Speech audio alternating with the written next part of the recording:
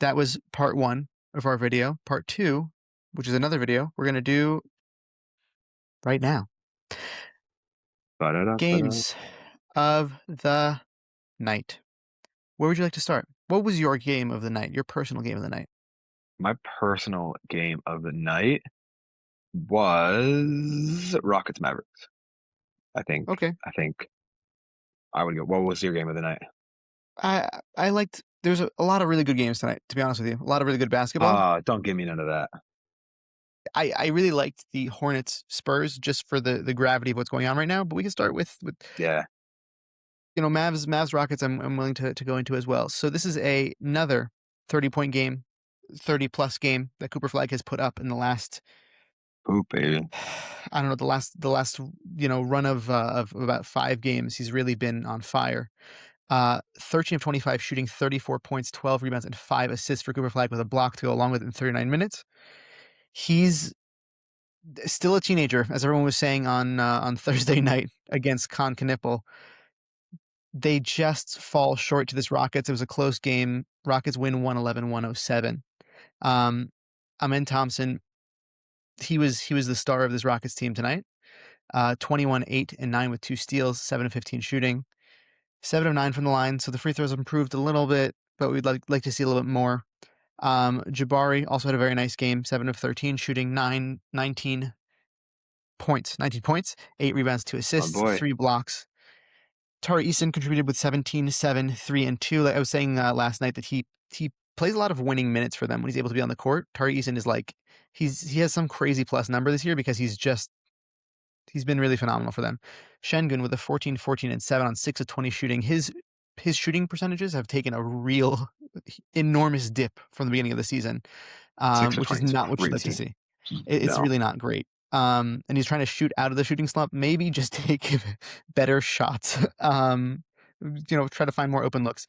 Kevin Durant as well. I mean, they played good defense. The Mavericks through and through have played good defense this season with everybody out still. But Şengün was the biggest guy on the floor and did not behave as such.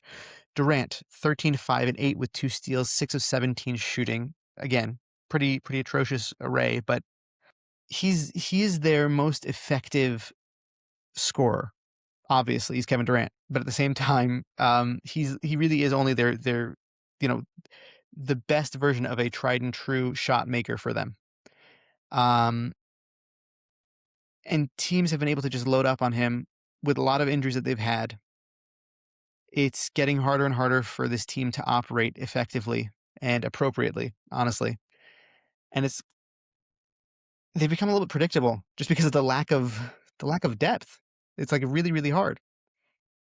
As I was saying with the Mavs, Cooper Flagg, 34, 12, and 5, as I stated earlier. Gafford added 16 and 11. Aside from that, 2 other players in double figures. This is what this Mavs team is supposed to be. Like they have like the outliers of doing really, really well, but it's they're very injured. They're very, very injured. PJ Washington just went out again with injury. They're not going to shut down Cooper. Oh, they should not. They aren't winning with him being the top shot taker of this team, so that like kind of works to their advantage in this situation. But there's still a lot of season left. What do they do? He's by the way, I want to reiterate, I said this last night as well. He's become the starting point guard again for them essentially. He's doing a Yeah. lot of the primary passing. I feel like the one thing that I'm missing, and this is just like I'm not understanding. Why is D'Lo not starting as point guard? I don't know what his deal is. I don't know. At some point he was out with injury.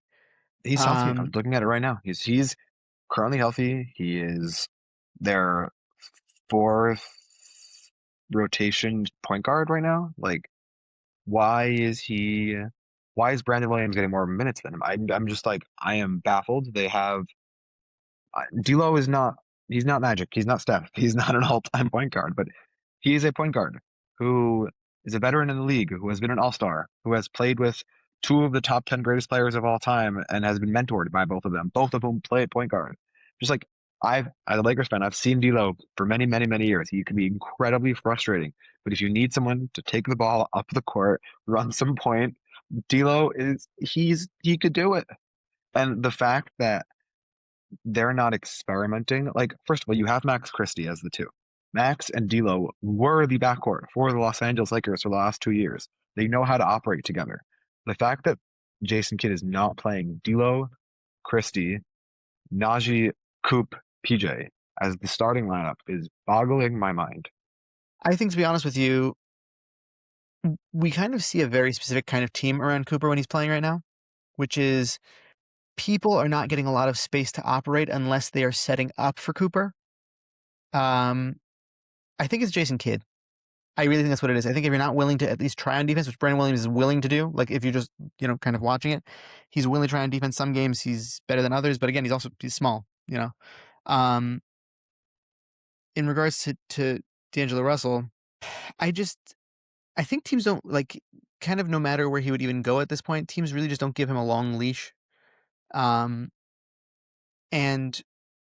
next to Cooper, they just want the ball in Cooper's hands. They want to give him as much experience as remember what the Spurs did with Sochan like 2 years ago or whatever. I think they're trying to do the Yeah, same thing. Obviously, much more skilled player in Cooper Flagg, but they want to get him comfortable with being a primary, like a point forward. And I think taking the ball away to give it to D'Angelo Russell when they're already trying to kind of lose games at this point, I don't know how much benefit it would give them. That's I think the argument against him. I hear that. I think that the one argument I have against that is I think that the fact that they're asking Cooper is right now being entrusted as being the lead facilitator, scorer, and defender. That is what he's being entrusted with. And I think, as everyone loves to say, he's a teenager. He's shooting 13 for 25, 1 for 4 behind the arc because he's doing too much. And if I was Jason Kidd, I guess I am Jason, just not Jason Kidd, I would prefer to, especially in his rookie year, maybe divvy out his requirements. Coop, you're going to practice scoring. D'Lo's going to take up. We're going to run some plays. We're going to get you in the pocket. We're going to get you behind the arc. We're going to get you in different locations to see how you operate with these kind of defenders, with those kind of defenders. You have a point guard that knows how to distribute. D'Lo can textbook distribute. Run some plays. It doesn't make sense. It doesn't make sense. I think right. I think also to bolster your argument, the reality is when Kyrie Irving comes back, if they're expecting to keep Kyrie Irving, it's not going to be much different from whatever D'Lo is doing. So I think just get him reps with a shot heavy guard. I think that also Cooper Flagg he's not opposed to it. Like it's just very, very interesting to me to see. Who knows? They might start going to him again as the health of this team seems to be dwindling and going up and down. I don't Yeah. know. Like I feel like even when they're really, really far out there, they're just like, okay, you know what? So let's sign more two-way guys. like forget D'Lo Yeah, altogether. I'd say the one thing that they should stop doing if they are going to start sitting in the injury bucket is let Dwight Powell sit. You see the man out there. He The old man. Dwight Powell is in the Udonis Haslem stage of life. He should be on the side wearing a suit and tie, coaching Jimmy Butler and Bam Adebayo running plays. That is what Dwight Powell should be doing right now, not getting on the floor with his Kane and Walker going 0 for 1 from the field, playing 6 minutes. What are we doing? Yeah, What are we doing to our boy? yeah. They've seen better days for sure in Dallas. Next, the Hornets beat the Spurs 111-106. This keeps their streak going. 6 games for Good the Hornets. job. Crazy. Brandon Miller, 26 Crisco. points. Colin Sexton, 5 3-pointers. 5, all of them. He finished with 21. And Wemby had a 16 and 8, 6 of 15 shooting. I don't know if you listen to any online chatter about what Dylan Brooks is saying these days. I wish that he would stop talking because it's obnoxious and I hate listening to it. But every so often something pops up. The clip that I saw was him directly talking about how you have to have a guy who's mobile and smaller than Wemby to guard Wemby. Otherwise, he's just too fast. It's like a Tony Allen on Kevin Durant type situation. Apparently, the answer is Musa Diabate. Who is none of the things that 100%. that Well, he's Brooks he's just he's said. he's agile. He's agile to be fair, and he's also smaller, but not the guy who I thought would be a successful player in guarding Wemby. But nevertheless, the Hornets won this game. They hit a lot of crazy 3-point shots. They had a lot of, but this is what this Yeah, Hornets team does. you're saying that, but like sitting, like you'd think, like this is reminiscent of times when like teams just go off, and you're like, this is not sustainable. Like think about the Bulls for the first 10 games of the season, right? Like you look at their field goal percentages, like the Hornets, nothing looks crazy. Like you expect to see like, oh, like they're on this hot streak, they're just crazy clip. Like I don't know, Konkaneva going 5 for 11, 1 for 4 behind the arc. All right, that's sustainable. Brandon Miller 7 for 21. Yeah, that's sustainable. Like there- this is just it's just working, and it doesn't make sense. Overall, Spurs, by the way, had a higher field goal percentage and three-point percentage by a few percentage points, obviously. The difference was the Hornets had 55 rebounds to the Spurs 40. So If crazy. you're the Spurs, it can't happen. You can't do that. You have a guy who's the tallest player playing right now. It's they just can't. I'll be honest. I think that Wemby is a very dominant player, obviously. The fear becomes when you start taking that player, it's a common thing that we've always seen where big men start to try to shoot from farther out. You take away their ability to dominate the field. When you're spreading them across the floor, it makes it more difficult for them to focus on the things that really, really make them strong. His agility really, really contributes to his effectiveness. But at the same time, if you just gave him a few post ups, it's like the same thing with the shooting and the passing, right? If you hit a couple of shots, it makes the passing easier because then guys know you can give him just a few ones down in the post. I think it just clears things up a lot better. It makes the flow of the offense even better, and you have a lot of guards that can't shoot is the problem. Um, in this game, Stephon Castle had 16, 5, and 9. I mentioned yesterday that they're going away from Castle being the primary ball handler. In this game, he kind of returned to that role. 5-11 shooting, so that was like you see the uptick, but they still lost because this Hornets team they have a very, very good method of beating the Spurs. And I want to highlight the thing that you said, which was Con Knipple 1 of 4 from 3. They know how good of a three-pointer he was, how good of a three-point shooter he is. They went after him on the three-point line, and what he did was he said, okay, so the rest of the team shoot. Colin Sexton, you shoot because they're double taking me. They're double teaming me. You guys, you figure it out. And it was fascinating to watch the psychology play out in real time. And like this Hornets team is really on a good run right now. It's so much fun. It's fun to watch them play basketball. It shouldn't be working how it's working, especially with Grant Williams there, but it's looking awesome. And I don't think that they're winning anything anytime soon, but I think that they're going to the playoffs for sure. Yeah, especially in this year's East, I for sure see them. They're gonna hit at least 40 wins, if not more, and that's a playoff team in the East this year. I think one observation that I think we need to put to the side the Giannis to the Spurs talk that is existent. I would love to see a game where Wemby starts at the 4 and Cornette starts at the 5. Because I think one thing that the Spurs team is not navigating well are the minutes where Wemby's occupied with the opposing team's big on the defensive side, where Wemby's kind of like I think Wemby should be roaming. And I think the way you do that is by having another big out there to like not every team you're going to play is going to have Musa Diabate at center. You're going to have better centers. I would like to see a rotation where a closing or starting lineup had Cornette at the 5 and Wemby at the 4 because I think that would give him a little more freedom to play around a little bit what he could do inside the arc and not feel like he has to run to go for those shots because he knows a big can guard him behind the arc. That's why he runs for Right. those. I'm with you. I'm really with you. I think the way that you do that, though, is I think that you have to trade Fox. I think you need another Yeah, shot maker, and I yeah. think that it will be easier when that happens. Of course, you count on these guys' progression, right? Their growth, but very genuinely, like the same way that Giannis ended up having Chris Middleton, to allude to that again today. But when you have another shot maker that you're able to say, okay, this guy is our steady number 2, or at least like they can shift between 2 and 1 with Wemby. I think that's the dream for them, and I think it's going to really help out a lot. And to his credit, Fox has been shooting, not in this game, 5 for 13 and one of 5 from 3, but regularly he's been shooting much better this season. And I think that when they're able to do that more regularly, of having somebody who's able to shoot steadily, like if you had a Desmond Bane with him, dude, I think that'd be insane. I think if Devin Vassell was able to be more like a Desmond Bane, it'd be awesome. It'd really be awesome. Um, I wanted to note also one more person in this game, Dylan Harper. After all the slander spoken about him in the past 2 weeks, had another 20-point game, 20, 1, 2, 1, and 1. 9 of 13 shooting, though, 2 of 3 from 3. He's really, I don't wanna say he's putting it together, because I think that he's always been capable of this. It isn't like he fell off. He was just doing other things that the team needed him to do.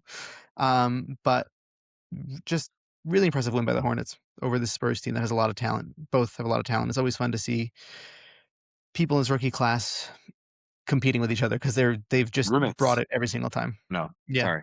not these They're ones, roommates. but Coop and Con roommates. Yeah, yeah. yeah. Next, Pacers versus the Hawks, 129 to 124. Andrew Nemhard, 26 points. He's on my fantasy team. I love him. I love this guy. He's a great guy. 6 rebounds, 10 assists, a steal, 9 of 19 shooting, 5 of 9. To go along with Siakam's 25 and Neesmith's 23. Neesmith has been shooting much better as of late, and Pascal Siakam also has been getting a lot of good looks recently. To go along with Darius Walker's 11 and 10. Jay Hoff off the bench getting minutes. This is what we like to see on this podcast. 16, 6, and 2 blocks. Along with Ben Mathurin is now back from injury. 14, 5, and 4. He's probably going to trade soon, is the truth. But this brings the Pacers up a level when this whole team plays like this, when the ball is moving around the perimeter. Man, I don't think that Nemhard's progress has been made enough of this season. Despite the winning record, things like that, if you look at his individual stats for this year, he's gone up a level really significantly in my mind. And it's a lot to be happy about for next year, when they have a really high draft pick and Tyrese Halliburton. Yeah. There's Pacers are right now are they're a team of winning by committee. Like they are in a position where they're not meant to win games, and whoever's going to stick out is going to be, that's all they want to see. Nemhard definitely could recognize him coming through. Like I think when Nemhard and Naismith and Siakam are both breaking, all three were breaking 20. That's a great game. I think the shout out's got to go to Darius Walker. Like this Pacers team can only win games when you have the fourth person, right? This Shaq lets to say the others, right? This team is entirely others right now. And when you have someone like Darius Walker getting 11 points, 10 rebounds, 4 assists, like that's the only way the Pacers are going to win until next year when they're pulling in Tyrese is back and they're either going to have Darren or AJ. Yeah, absolutely. Another shout out to Jalen Johnson on his All-Star campaign, 33, 12, and 10 in this game with 3 steals, 12 of 29 shooting. Nickeil Alexander-Walker put up another 20-point game. He's the store brand of SGA. He puts up 20-point games. SGA always puts up 30-point games. Not always, unfortunately, this year. Injuries are terrible. And CJ McCollum again off the bench, 18 points. He's looking as young as ever, which is weird, but it is it is what it is. Like, this is how he used to play next to Dame. It's not going to be winning them any basketball games, or I guess it won them 1 or 2, but nothing significant. I But the actually have a hot Hawks, take. Is Corey Kispert getting more minutes now on Atlanta than he was in the Wizards? I think so, but I think that he deserved to be getting more minutes on the Wizards also. He's a good perimeter guy he's an okay defender, but that in today's league for wings is more than passable. So he should have been getting more minutes also in Washington. And the Hawks, I feel like, were a really great place for him to be. And I like that he's there. Wow. Playing good. He's playing, and he has 214 minutes so far as a Hawk. He only had Yep. 370 this year as a Wizard. They like him. They like him. And Risa Shea also has been injured a lot. He was in this game, but he's been injured a lot. Next. Wait, I want to talk about this game last. Okay, Wolves, Grizzlies. This one is one we can go through quickly. Anthony Edwards, 33 points. Julius Randle chipped in with a 27, 7 and 7, 11 and 17 shooting. Jay McDaniels, 20 points. So it's great when all those score, above 20 points. Rudy Gobert, 19 and 16. He's been really, really adding to his Defensive Player of the Year campaign. Naz Reid again, great game off the bench, 29, 5 and 3 to overtake the Grizzlies with a returning Ty Jerome, not returning to this team, but to the NBA, with 20 and 6 of 12 shooting. I love Ty Jerome. I think he's very underrated. He's really going to help this Grizzlies team with Ja out, however long Ja is always out for. Jalen Wells, 15 points off the bench. There was no Jaren Jackson this game. Off the bench, Gigi Jackson doing his best to fill in. 19, 4, and 5. Prosper had 13, Caldwell had 12, just a couple others who are in double digits for this Grizzlies team. They didn't really stand a chance against the Timberwolves. The Timberwolves really, night to night, they're such a weird team. Edwards was at the line, 14 of 16. I also think there's not much to say when you have your starting lineup for a conference finals team going up against the bench warmers of a 18 and 29 team. But I think something that's, again, like we were talking about before about the Pacers, I think something that the Grizzlies are really good at is playing by committee. Just looking at this stat sheet right now, every player had more than 0 points. No one had 0 points. No one had 0 rebounds. Only 3 players had 0 stocks. Like everyone was involved, which is a really good sign for the Grizzlies if everyone could continue to develop like this for when Triple J and Ja are around or they make some moves. It's promising. We really thought that the Grizzlies were going to have their shot in the West with the way their team was made up 2 years ago. Did not work out as planned, but if this is what they have surrounding Ja and Triple J, like this doesn't look that rough. Yeah. Also, last note for this game was that Mike Conley played 18 minutes. In those 18 minutes, he was 3 rebounds, 2 assists, 2 steals, 2 blocks, 0 of 1 from the field. They're going to need some more answers at the point guard position, unfortunately. Dante DiVincenzo has been doing his best, but it doesn't cut it. I know everyone's been saying that. I understand, but it's so blatantly obvious at this point that you're just like, just get him help. Just get him help. Okay, next. Second to last game. Very quickly, Bulls 125 to the Heat 118. Ayo Dosunmu, I mentioned him actually last night, so this was awesome. Great job, Ayo. 29, 8, and 9, 2 steals, 11 of 16 shooting, 5 of 6 from 3, 2 of 3 from the free throw line. Whether he's staying on the Bulls or so he's being traded somewhere else, this guy's great. I really like Ayo. He's been really buried on the bench in their depth rotation, unfortunately. And now he's getting his time in the sun. Matas Buzelis contributed a 21, 8, and 4 with a block. Always fun with him. Never kind of know exactly what you're going to get, but he helps contribute when he can. Isaac Okoro, 20 points. Patrick Williams, 15. He Good played a for lot of minutes in this game Okoro. because they just lost bigs. They just don't have bigs right now. Herter, 9, 7, and 5. There was no Giddey or Trey Jones or Jalen Smith or Kobe White. They're just falling apart. Yuki Kawamura played minutes in this game. I love that guy. MVP Yuki He's Kawamura. he's a legend. I would love to see him get. You know who's the Kings should trade for? Yuki Kawamura. Bring That would him be in there. fun. That would be fun. For the Heat, the whoa, almost said the wrong thing there. The Heat also, like the Timberwolves in my mind, you just never know what you're going to get night to night. You have absolutely no idea. They're either as a team they look amazing or they look not so great. Pelle Larsson had 22 points, 7 rebounds, 4 assists, 5 steals. I think that really, in my eyes, Spoelstra is at a point where he needs to prioritize who's getting what looks. He kind of just goes based off of who's feeling it that night, and it's a weird way to do it. Bam Adebayo had a 21-11. He's been shooting better, but it's a 7 of 18 shooting again. Andrew Wiggins had another 17-point game. Myron Gardner, a fan favorite of ours because I think that this guy is the most random person you could possibly put on an NBA court. Again, loves to be proved wrong.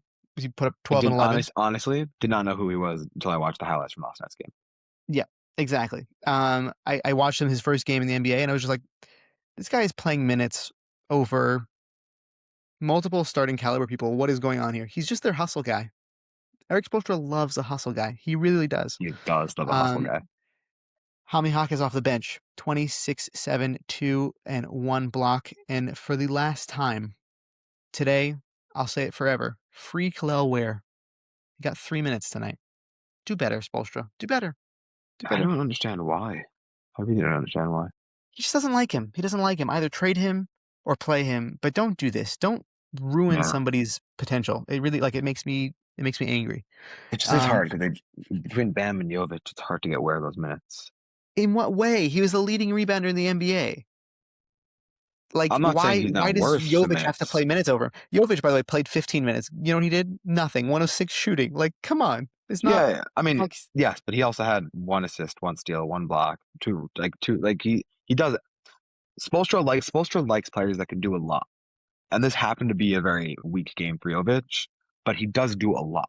Where rebounds and he blocks, which is great. He's a classic textbook big. But like we were talking about before, that's what Joe Mazzulla wants in a big. I don't think Spoelstra really likes that much. He likes the Bams, he likes the Bosches, he likes he likes the fun bigs, the Haslams, Bam Adebayo. I'm not going to remember what his first name is, but it's a great name. He's 6'9". You don't want to throw a 7-footer in there? Just have him rebound a little bit? No? All right. That's fine, Spoelstra. It's fine, Spoelstra. Whatever you want. Whatever you want. All right. Moving forward. Moving onwards and upwards. This game, by the way, went down to the wire. It doesn't look like that in the box score. It was a very, very close game. It was a lot of fun. Last game of the night that I wanted to talk about, and I wanted to say this for the last because it's important to me. This is important to me. Joel Embiid. 40 points. He put up 40 points, 11 boards, 4 assists, 1 steal, 2 blocks, 39 minutes of gameplay. What world are we living in? What is this? Paul George just got suspended for doing drugs. I mean, like play-enhancing drugs. I hope that they're testing Joel Embiid also. Not that I want him to go out, but like it doesn't make any sense. It doesn't make any sense. I I I sometimes try and find the words to describe players that I don't understand, and no one has epitomized that over the last few years like Embiid. I just don't. His career doesn't make sense. He manifested an MVP. He sometimes is the worst player in the league, and sometimes he's dropping 40, 11, and 4 because he wants to. I think that Philadelphia, I think all the tears, I think God finally heard them. That's my take. They were like, you're right. You know what? Ben Simmons did kind of have a weird tail off there, and Embiid like did just die in the middle of the court. I don't know what that is. So, I'll give this season to you. All right. Next to a Tyrese Maxey that's playing at a absolute all-star level top 5 player in the NBA right now, in my opinion. I think that should be most people's opinion, but it's fine if it Yeah, isn't. yeah. Alongside that, and a rookie who's looking like he's rejuvenated this franchise just by playing for them, they got Joel Embiid back he's on not 2 legs even. Like, he's basically out there with crutches half the time. This is insane. It's insane. It's not like he's lost some significant amount of weight like Chris Paul did, like closer to the end of his career where he went vegan, where blah, blah, blah, blah. Nothing. There's no explanation for anything that's happening right now. If you told me that Joel Embiid like converted to a new religion and he's like siphoning dark powers from something, I'd more believe that than anything else that you could tell me. It's incredible to me that this team got back Joel Embiid in not MVP form. Everyone needs to calm down. But like people are talking about giving him like an all-star nod. That's crazy. No, That's no, no, entirely no, no crazy. All-Star, no All-Star, no, no, No, no, no, no. compared to the amount of games that Let's he's played and the output that he's had, he's been so productive and efficient because he has so many guards to pass in the ball that like him. It doesn't make any. It doesn't. The no, vibes no. are so Whoa. up in Philly. What's going on? What's going Okay, on? Who let but this everyone happen? needs to lower their roll. Everyone needs to lower their roll. Philly is six games above 500. In the East, that is trash. Where Cade Cunningham, bless his soul, is the best player in the conference. Uh, You're gonna Joel get some hate for Embiid, that, but that's fine. I Boston love fans are coming for you. I'm not arguing. I'm not arguing with Jalen you. I'm Brown not is arguing not with you. better. Jalen Brown is not better than Cade Cunningham. What? I'm not arguing with you. I'm just saying That's that not an argument. people get very upset about in our comments about us not giving enough love to Jalen Brown. I think it's ridiculous, but still, I'm with you though. He's great. He's the third best player in the East. Like, everyone needs to relax a little bit on this whole Sixers thing. VJ, season storyline. Maxey, season storyline. Joel Embiid won his MVP when he robbed it from Jokic 2 years ago, and now he's had 3 games where he played on that level. When I see these like graphics on Instagram of like my current All-Star He's roster, and it's back. like Joel Embiid is number 6, like the first person off the bench. I'm like, Con Knipple is an All-Star before Joel Embiid. Right, Like, let's get into some more games first, maybe. let's we're in the middle of the 2025-2026 season. Joel Embiid has had 3 productive games. The All-Star game should not if Joel Embiid makes He's the had more All-Star than game, 3. He's had more than 3 to be fair. I will say that. He's had more For than 3. how many He's games were played Joel Embiid the 20 best player on the court? No, how he's many played games was the best player on the 27 court? games this season. And how many players? This is pretty close. I mean, again, it's against the Pelicans. Let's also keep that in mind. The Sixers beat the Pelicans 124-114. I don't think I said that to start this off. But when he's playing like this, and he's had a few games like this, he really has, it's very impressive. It's very impressive, especially with the minutes played. Especially at the beginning of the season, he was walking around like he couldn't move from 3-point line to 3-point line. It's crazy. Yeah, he does not have that many productive games. Like, let's all relax here. Maybe a comeback. He's averaging over 20. Maybe a comeback player of the year, perhaps. Let me dive a little bit deeper into it. Kelly Oubre, recently back from injury, also 19-10. Tyrese Maxey, like I said, 18, 5 and 8. VJ Edgecombe, 15 and 5. Jared McCain, 12. They're working Jared McCain back into this lineup. I think that Quentin Grimes is going to end up getting more minutes. I think they're just showcasing McCain.